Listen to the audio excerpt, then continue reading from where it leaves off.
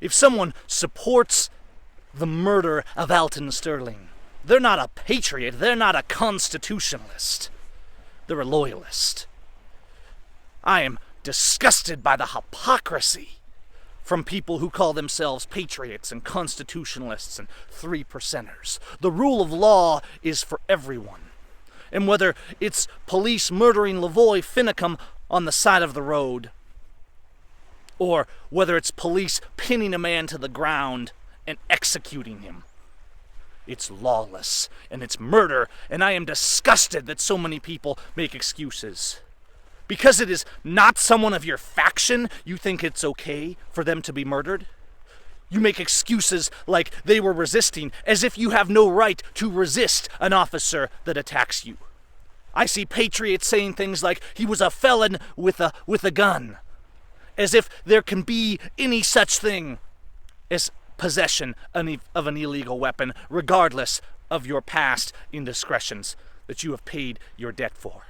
People say he had a rap sheet a mile long, even though they knowingly say this, knowing that our courts are lawless, and our convictions are lawless, and our judges are lawless, as we even watch the patriots in Oregon and Nevada being railroaded by lawless courts and terrorist judges like Anna Brown, and even as people like Ammon Bundy stand up in the courtroom to those judges. No one has been given due process in this nation, and none of our sheriffs will stand up and uphold the Constitution. None of our officers are honoring their oath, and people say, well, I support the cops. I support the blue line. Well, if you support the blue line, you do not support liberty. Because liberty and justice does not support faction, it supports individual action, and it supports principle. I watched the video of police murdering Alton Sterling. I watched them with him pinned on the ground and him doing nothing that put them at risk, them attacking him in the first place and then murdering him. I watched the witness interviews that said that as far as they saw standing there, Alton Sterling had done nothing. He had attacked no one. He had threatened no one. Certainly not police. And even if he had, you have a right to defend yourself against a criminal.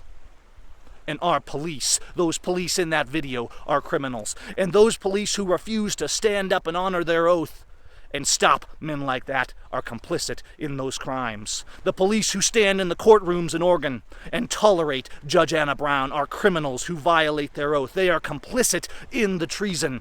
You're not a good officer because you don't murder people. You're a bad officer if you don't stop the ones who do. And so I look on at the complete hypocrisy of these plants, these frauds that come in to divide the patriots and liberty and the Constitution by suggesting that the government has a right to infringe the rights of anyone.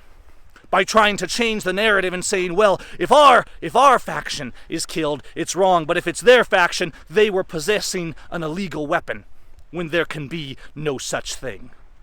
You either stand with the Constitution and liberty, you either love your neighbor as yourself, or you make excuses for the lawless.